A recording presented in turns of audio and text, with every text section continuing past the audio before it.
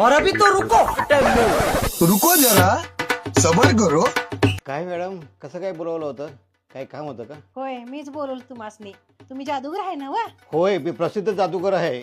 बोला काय काम होतं? जादूगार म्हणजे तुम्ही सगळं गायब पण करत असशील ना? होय तर सगळं गायब करतोय मी. म्हणून तर तुम्हाला बोललोय मी.